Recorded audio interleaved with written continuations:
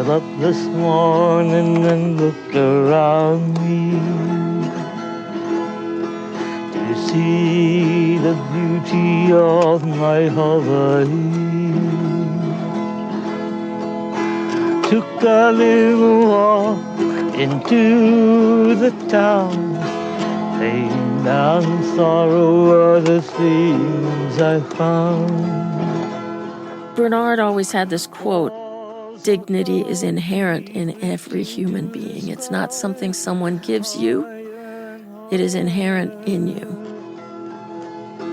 Where birds never fly. Where birds never fly. For most of his life, Bernard Punikaya lived on the island of Molokaʻi in Hawaii. But it wasn't by choice. He was part of a community forced to live there. People sent in exile. Yeah. Right, basically Yeah. never to return. It's a very powerful place. It's a very powerful place historically, humanly, politically. It's charged. That's Yo-Yo Ma, and I'm Ana González. We're going to get back to Bernard in the second half of this episode. But this charge is what today's show is about. In Hawaii, they have a name for it. That's mana right there. Yo-Yo and I went to Molokaʻi to tap into this mana using music. And we came away with two very different stories from two sides of this mysterious island that make us question, what do we do with all of the memories left in the land? That's today on Our Common Nature, a musical journey with Yo-Yo Ma through this complicated country to help us all find that connection to nature that so many of us are missing.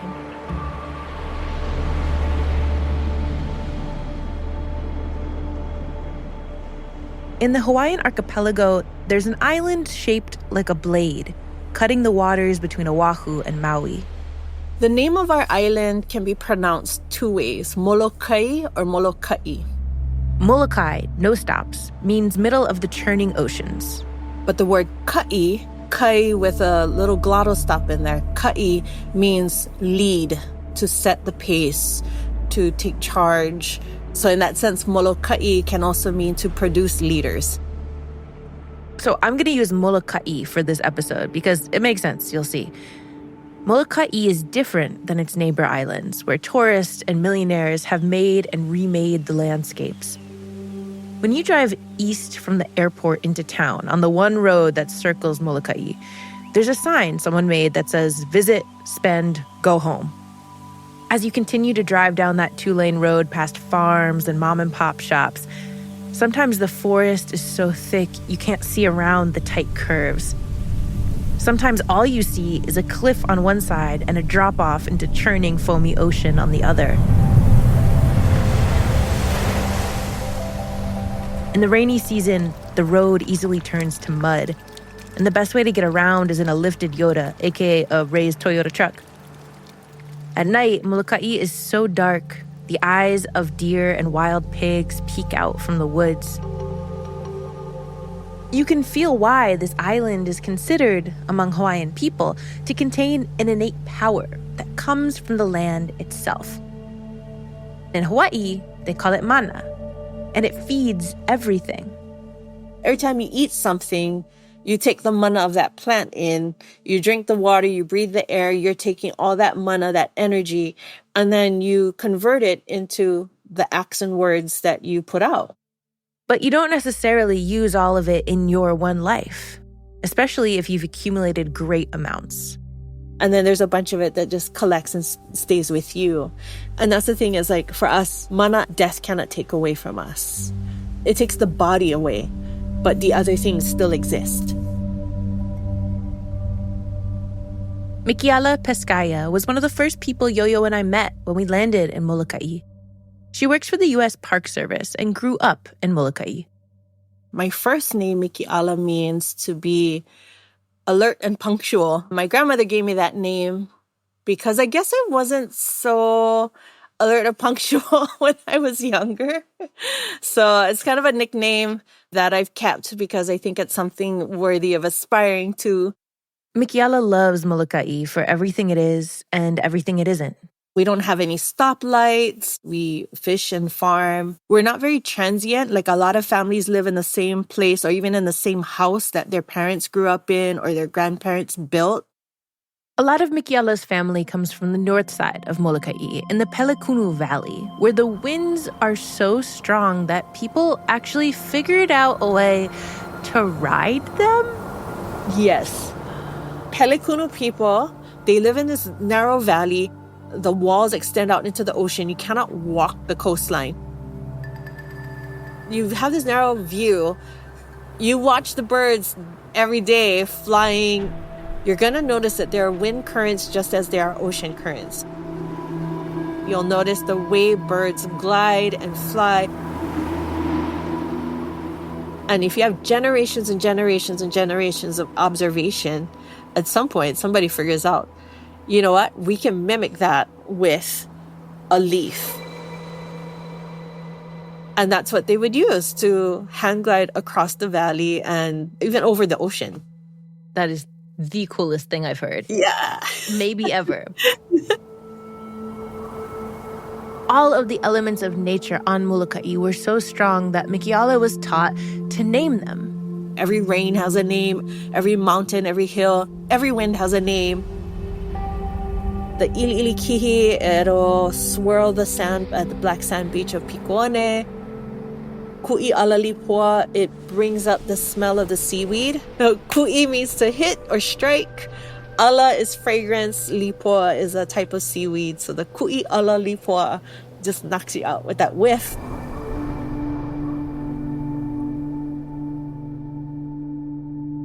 Mikiala and Molokaʻi are intertwined. And she believes, like many Molokaʻians do, that when she dies, she needs to be buried in Molokaʻi so that her mana, the energy, the charge left in her physical body, can return back home. That which is extracted from this aina should be returned to this aina. Mikiala told me a story about someone who went to great lengths to bury his bones on Molokaʻi and keep them secret. Lani Kaula is so powerful that his energy should not be in anyone else's hands. In the 1500s, Lani Kaula was a trusted advisor to leaders and kings because he could foresee the future. He was killed by a rival, and his family knew that when they buried him, it had to be in secret. Or else people might dig up Lani Kaula's bones and use them irresponsibly, selfishly. His children decided to bury their father's body on a plateau and leave the spot unmarked. On top of his remains, they planted trees so that the mana from Lani Kaula's bones would fuel the trees for eternity. And that's why the trees are sacred, because if their roots are touching his bones, then that energy is coming up through them, out into the leaves. So Mikiala brought us to this grove, a place where the mana of Molokaʻi's most powerful leader remains buried, so we could better understand what she's talking about. Wow. So this area that you're looking at right here is considered the old grove. The trees are delicate, thin trunks, and their leaves are shining and silvery. They're called kukui trees, or candlenut. I'm careful not to step on too many saplings on the ground, but they're everywhere.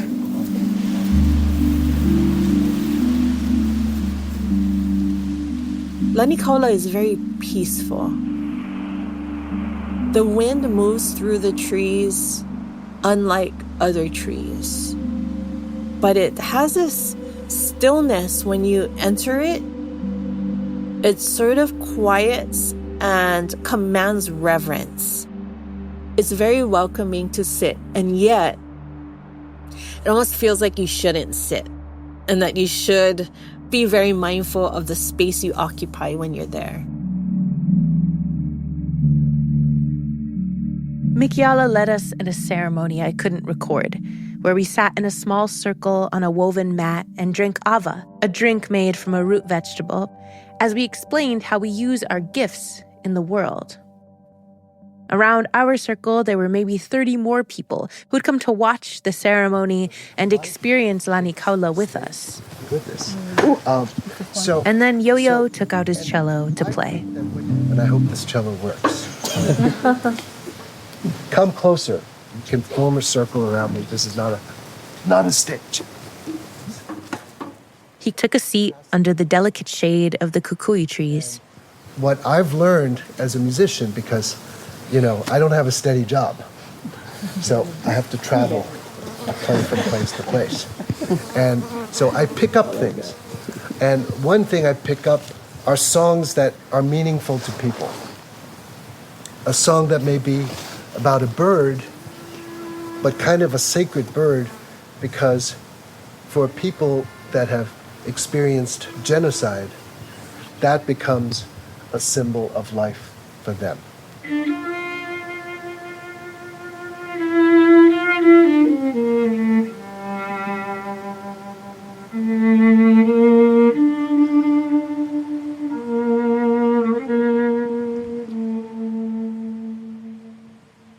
Sitting in the grove, listening to Yo-Yo play this, I felt the reverberations of his cello. I felt it before, but this time it was different.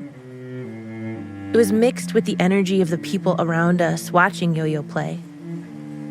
There are beekeepers and surfers, teenagers and grandparents, aunties and uncles, all forming a circle around us. Lani Kaula's trees form a circle around them. It's a relationship of mutual protection that can only come when a community knows the history of its people and its land and recognizes the energy that still exists from those who lived here before.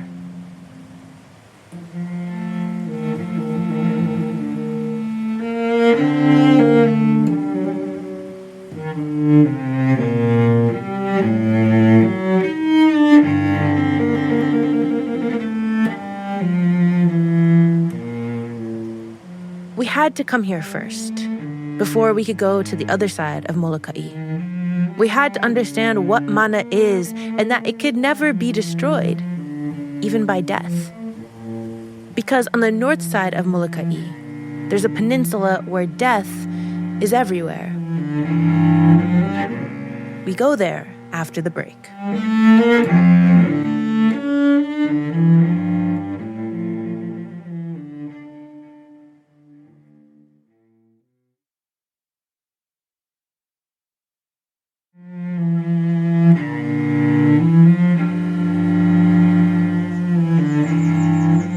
Welcome back. This is Our Common Nature, and we're on the north side of Molokaʻi, Hawaii, where there's a remote peninsula with a dark history.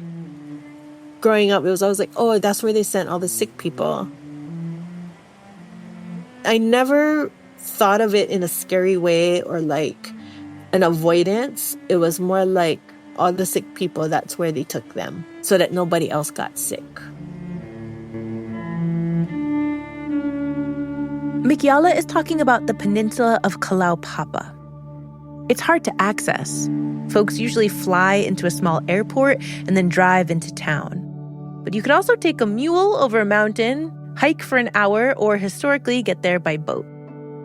Kalaupapa is a place of transition from an old Hawaii, a pre-Western, pre-US Hawaii, to a globalized, colonized Hawaii, all because of a disease that by the end of the 1800s was ravaging the Hawaiian kingdom. And of course, in those days, they referred to us as lepers. And that's really a terrible word to use to describe anyone.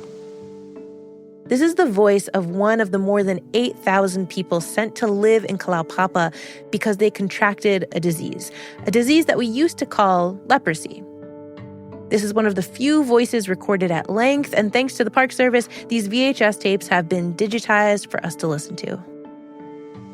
Well, I guess I should start off with saying my name, which is Bernard Wakao Kalani Puni Kaio. And I've been here at Kalaupapa since 1942. So it's a long time ago. Bernard Punikaya was interviewed in the 1980s. In these two tapes, he's sitting in a chair in his living room and on the steps of a building for staff members of Kalaupapa with palm trees in the background. At this point, he's a middle-aged man looking back on his life. But in 1942, he was 11 years old. Okay, let's go back a little bit to some of the things at the way beginning. How old were you when you went into Kalihi? 6.5. When Bernard was just 6 years old, a nurse noticed he had red spots on his neck and face, and he was sent to a local clinic. And you stand on this little revolving stand, and everybody poke you and do things to you, just like a specimen. And finally, they told my mother that I had to be admitted to Kalihi Hospital. I didn't really understand even then that I would be taken away, forever almost. Hawaiians called the disease ma'ihoa ka'avale, the separating disease. Because since 1865, anyone who showed symptoms of it were separated from their families by the Hawaiian Board of Health and sent away.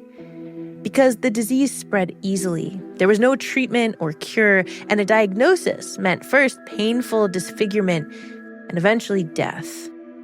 The English speakers called it leprosy. Today, because of all the stigma associated with that term, it's called Hansen's disease. It's a bacterial infection. It attacks your skin, nerves, and respiratory tract. People lose feeling and use of their muscles until their bodies no longer function. And somehow, Bernard contracted Hansen's disease as a kid in Honolulu, and his mother was ordered to bring him to live in a nearby hospital to stop the spread. The separation, it was very difficult for my mother and myself. There were other kids at the hospital already, different ages, and a bunch of nurses, teachers, and doctors. And during the day, it was easy to forget. You gotta go to school, you gotta go to the doctors and get tests and everything. But at night, the reality sinks in, and the loneliness is really very strong. And I used to cry a lot at night. At least his mother and siblings visited, but when they hugged, they were reprimanded by the watchful staff. Bernard made friends, and sometimes he was able to watch movies. The disease, however, progressed. It affected his face, his mouth, his hands. He figured it would just get worse in this hospital until the day he died. But then...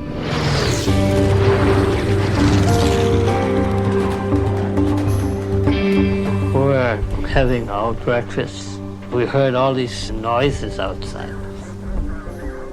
Guns firing, and the radio, he was saying, "This is an air raid, take cover. This is a real McCoy."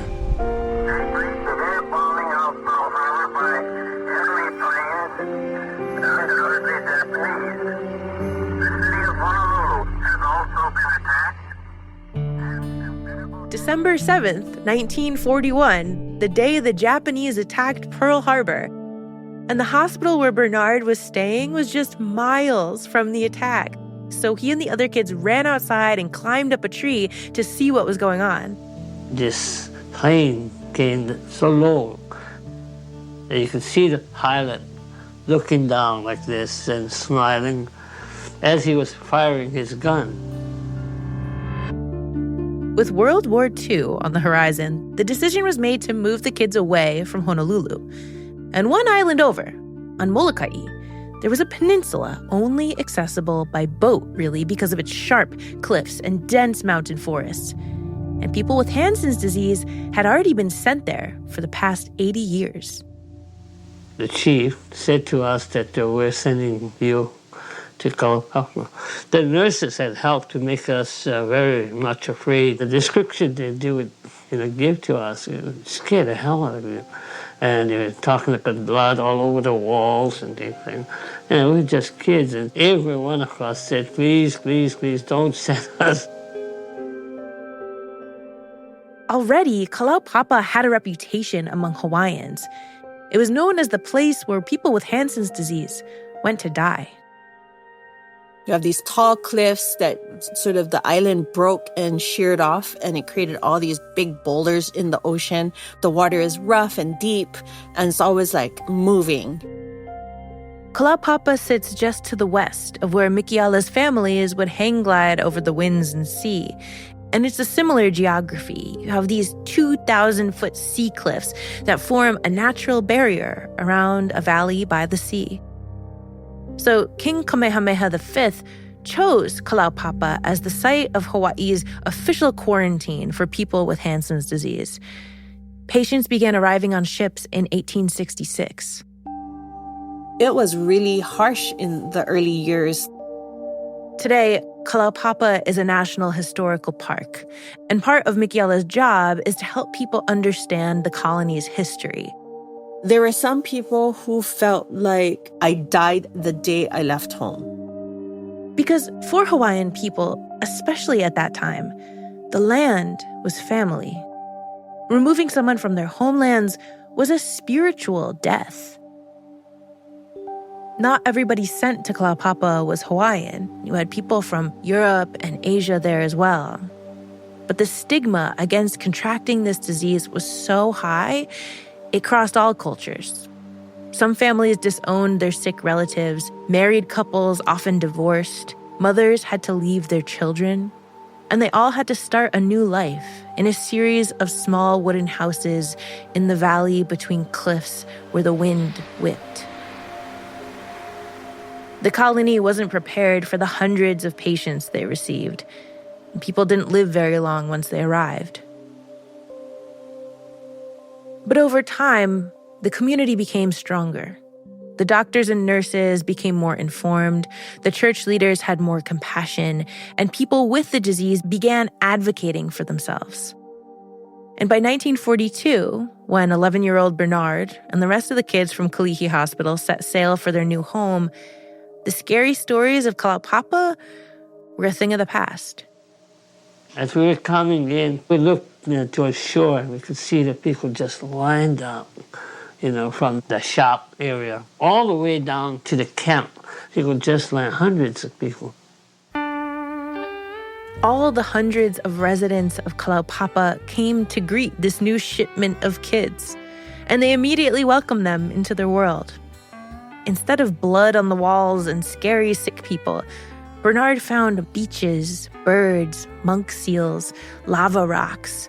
He found other kids to play with, and aunties and uncles who invited him over for dinner in their homes.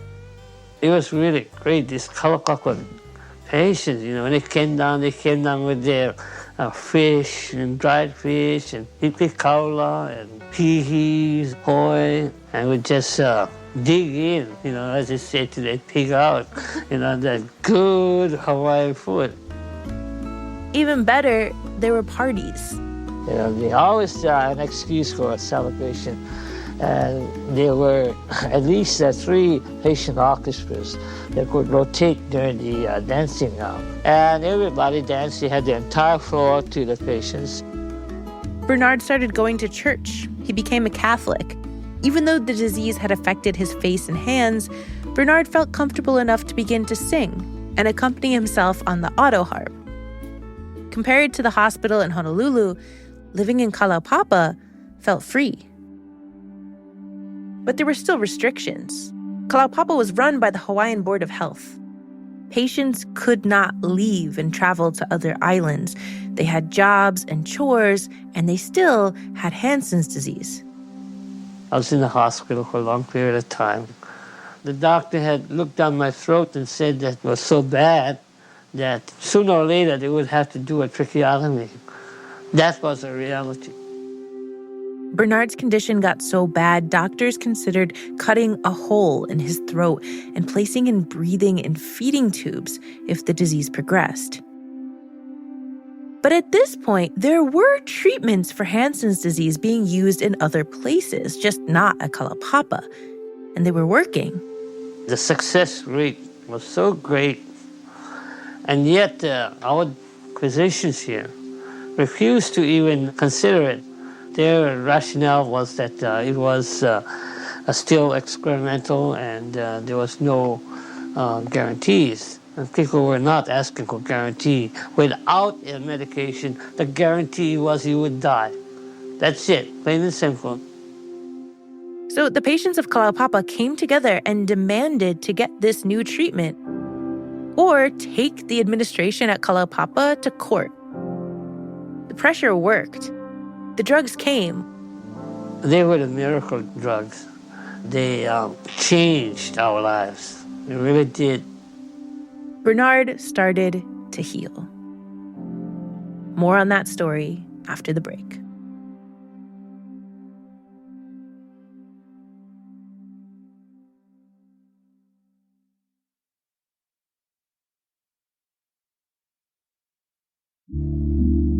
Our Common Nature is back. Bernard Punikaya had been at Kalaupapa for more than 20 years before the drugs to treat Hansen's disease arrived. And that's also around the time that Anwe Skinsis Law first went to the north side of Molokaʻi. I started going to Kalaupapa when I was 16. I'm now getting Social Security, so it's been a lifetime. It was the 1960s, and the patients at Kalaupapa were still legally forced to spend their lives on this peninsula with jagged cliffs and whipping winds. But the disease was no longer a death sentence. Kalaupapa was a very lively place in those days. And there was a gathering place called Mariano's Bar, which is where you could go meet people. And you'd be in there and everyone would buy you beer and you'd leave with a pile of 6-packs there. And Mariano, the owner, would save them for next time. I'm sure that is where I met Bernard. And I can't even remember what year it was. Bernard was a people person. He was always out at the parties and functions of Kalaupapa, singing and playing music.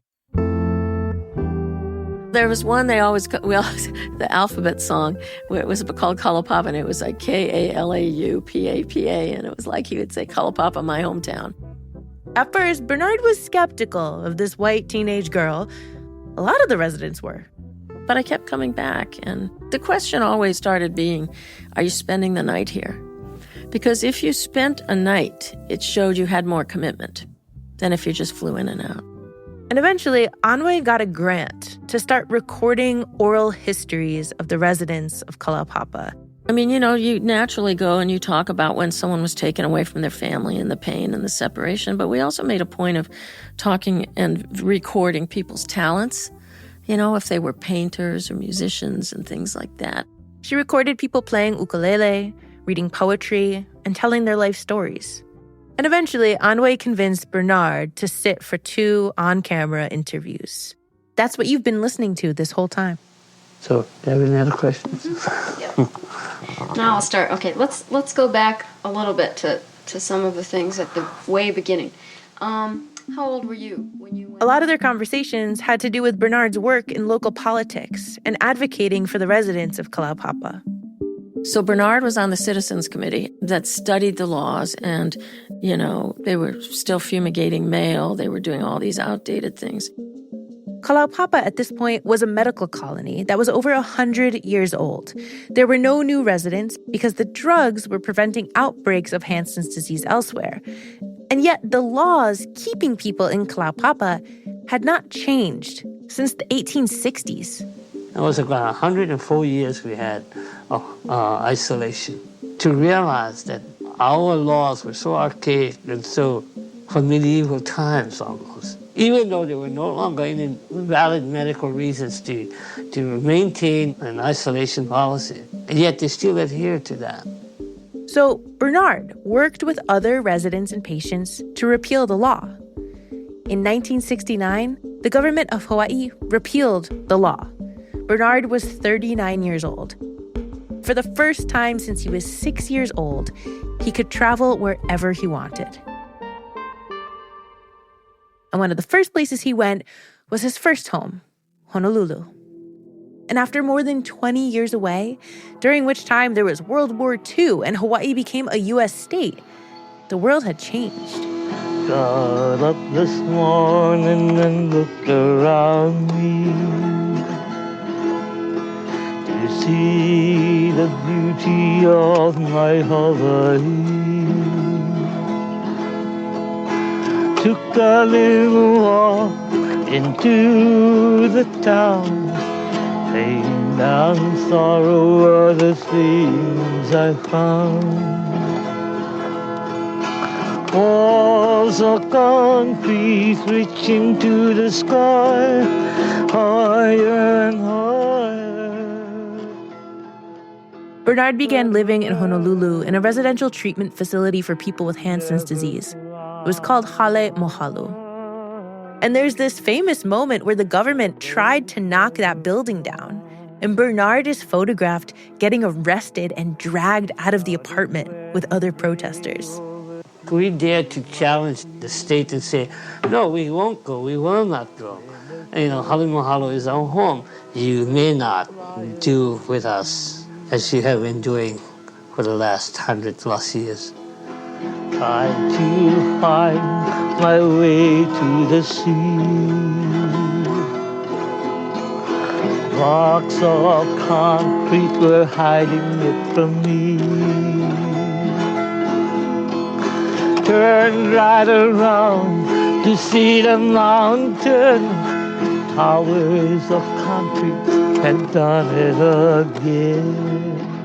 The song you're hearing right now is the only recording I could find of Bernard singing and playing auto harp. He's playing with guitarist Peter Kealoha and another auto harpist named Imaikalani Kalahele. It's a song he wrote, reflecting on his own history and the history of Hawaii. It's called Where Birds Never Fly. Oh my gosh. I played it for Yo-Yo. Where birds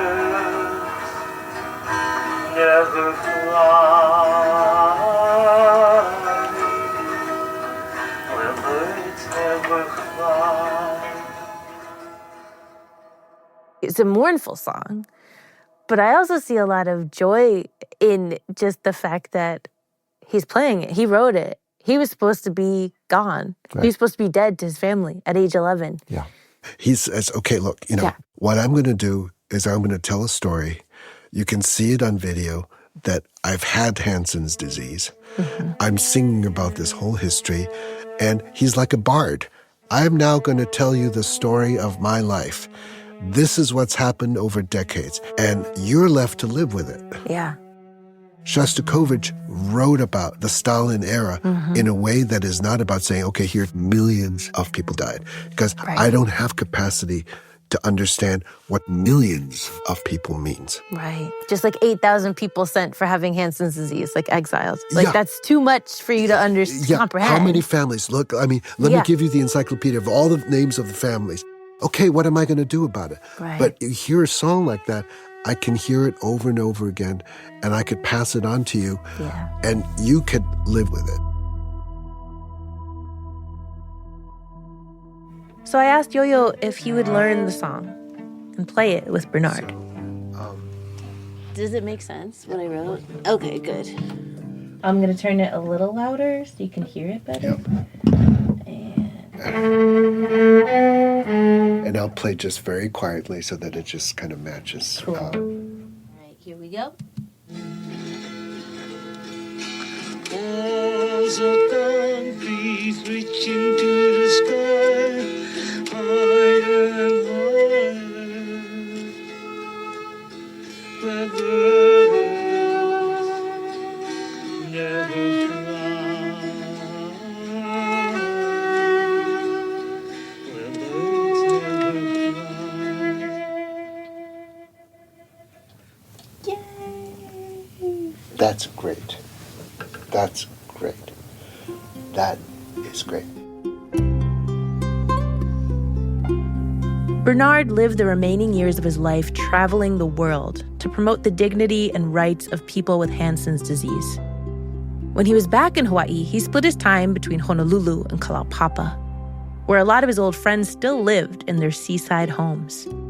I lived in West Virginia by that time, and he would call me up and we would sometimes work on things. That's why one day he called me and he said, I know you're going to think this is weird, but will you give the eulogy at my funeral?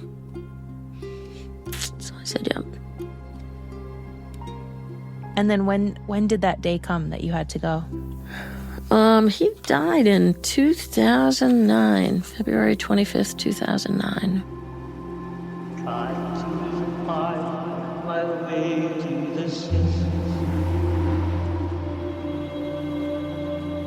Bernard had 2 services, one in Honolulu and one in Kalaupapa. His body was buried in Kalaupapa in a cemetery called Papaloa. This is Papaloa. The sister was saying 2,000 people are buried. Yes, this is the mass graves right here.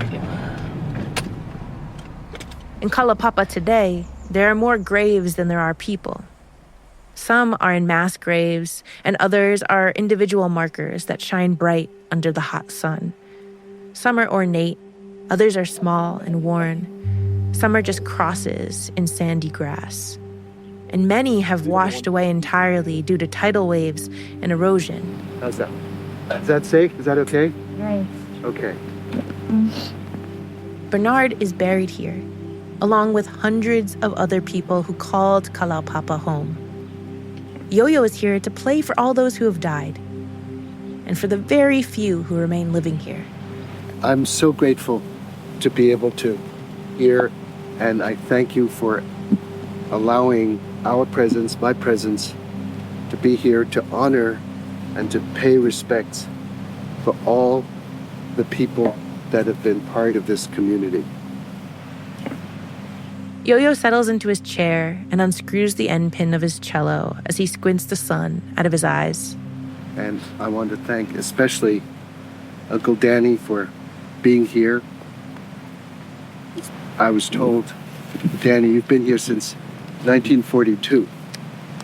So that's about 80 years, if my math is still working. Yo-Yo's talking to a man in a wheelchair, flanked by nurses. He's older, and I'm standing behind him, so I can't see his face, but I know he's a patient. He came with Bernard, actually, on that ship in 1942, and he's still here. Soon, a rusty old pickup truck pulls up right next to him, and it's another man, another patient. Out of the 8,000 people who were forced to come to Kalaupapa, these 2 men are the sole survivors. The history of Kalaupapa is not over, but now is a challenge. How do you do justice to everything? There are plans to create a memorial to the patients of Kalaupapa within Kalaupapa National Historical Park, where all of their names would be engraved on a stone wall. But Mikiala, our friend from the top of the show who took us to Lani Kaula and works at Kalaupapa, says not everybody agrees with that decision. So for me, it's rough because I work for the Park Service, we have to remain neutral. Professionally, I have to remain neutral. But as a descendant of a patient, I get to say that personally, no, we don't want his name on that. This is the first time that Mikiala admitted to me, after knowing her and speaking with her for hours, that she had a relative who was a patient at Kalaupapa. She won't say who, but I can tell that the admission comes with a lot of baggage. And so she says that there's a much simpler, much more discreet and personal way to memorialize the people who came to Kalaupapa. If we know stories like they used to come to this beach and go fishing all the time, go and stand in the water there and have a moment and say your prayers. How do you connect with your ancestor who was a patient? We chant, we sing to them, we dance. I just talk to them all the time. I feel like they're always here. They like it here. And I think they like me being here because every time I try to leave, they find some reason to remove my other opportunities. They're gonna miss you. You can't leave them. Yes, that's how I feel.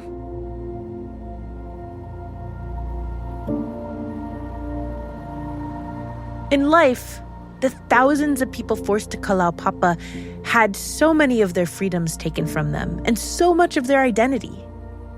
But in death, their energy, their mana, what made them who they are, remains here, in the land.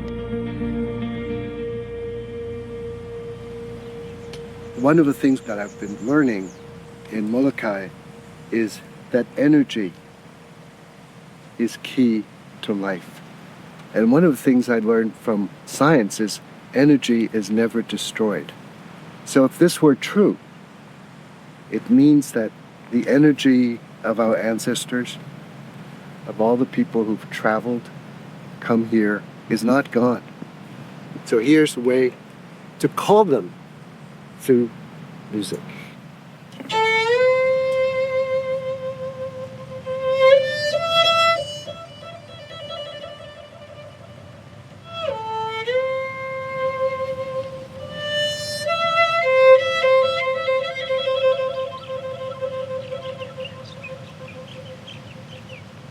Do you hear that bird? If you've listened to enough of this show, you know that I'm going to say that's gotta be Bernard. And maybe some of the other 8,000 people who came to Kalaupapa are here too. And as I stand here listening to Yo-Yo, I hear the ocean, I hear the wind. I hear the people who gave their mana back to this land that are still here. And I'm connected to them.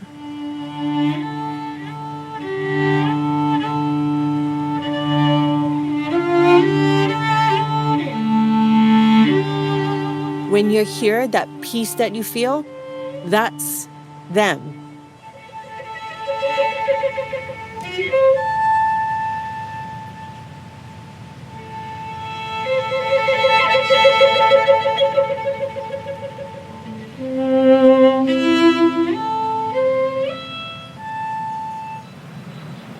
What an honor it's been. Thank you very much. Danny, thank you. May I shake your hand? May I shake your hand? Thank you, sir. I hope it pleased you a little bit. It did. Okay, good. That's what the music is there for. Keep that. Okay? All right. All right. Thank you very much.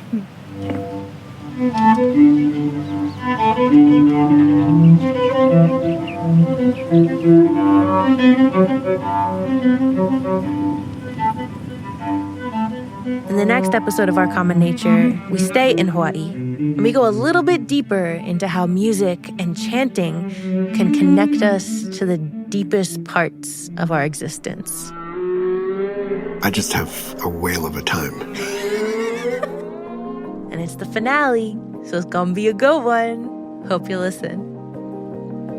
Our Common Nature is a production of WNYC and Sound Postings, hosted by me, Ana González, produced by Goffinski, with editing from Pearl Marvell. Sound design and episode music by Goffinski, mixed by Joe Plourde, fact-checking by Ena Alvarado. Our executive producers are Emily Botein, Ben Mandelkern, Sophie Shackleton, and Jonathan Bays. Our advisors are Mira, Burt-Wintonick, Kamaka Diaz, Kelley Libbey, and Chris Newell.